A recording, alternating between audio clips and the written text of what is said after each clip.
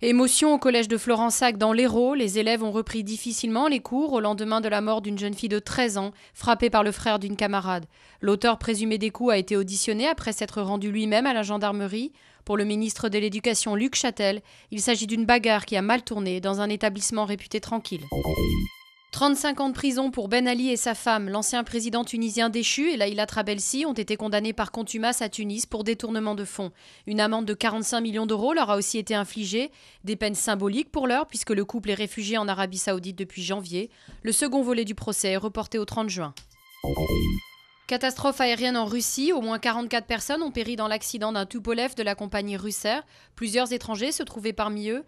L'appareil aurait tenté un atterrissage d'urgence par mauvais temps sur une route en Carélie, dans le nord-ouest. Les 8 survivants sont hospitalisés.